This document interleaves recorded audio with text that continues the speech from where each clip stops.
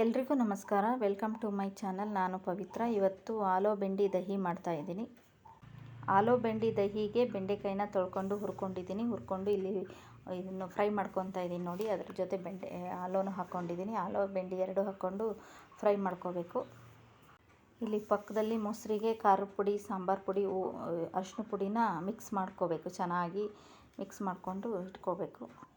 ಮೊಸರನ್ನ ಚೆನ್ನಾಗಿ ಕಡ್ಕೊಂಡು ಆಮೇಲೆ ಸಾಂಬಾರು ಪುಡಿ, ಖಾರದ ಪುಡಿ, ಅರಿಶಿನ ಪುಡಿ ಎಲ್ಲ ಹಾಕ್ಕೊಂಡು ಇಟ್ಕೋಬೇಕು.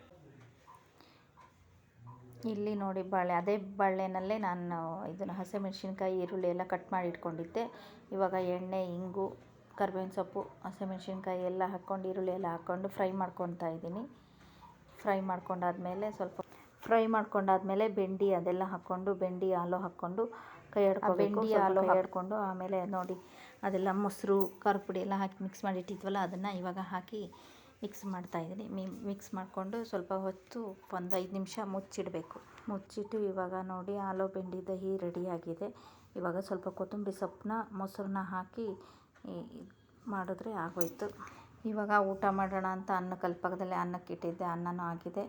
ಇವಾಗ ಊಟ ಮಾಡಬೇಕು. ನೋಡಿ, ಊಟಕ್ಕೆ ಅನ್ನ, ಸೌತೆಕಾಯಿ, ಬೆಂಡಿ, ಆಲೂ ದಹಿ ಇದೆ. ಇದಾಗಿತ್ತು ಇವತ್ತಿನ ವಿಡಿಯೋನ ಲೈಕ್ ಮಾಡಿ, ಚಾನಲ್ನ ಸಬ್ಸ್ಕ್ರೈಬ್ ಮಾಡಿ, ಫ್ರೆಂಡ್ಸ್ ಆ್ಯಂಡ್ ಫ್ಯಾಮಿಲಿಗೆ ಶೇರ್ ಮಾಡಿ. Thank you.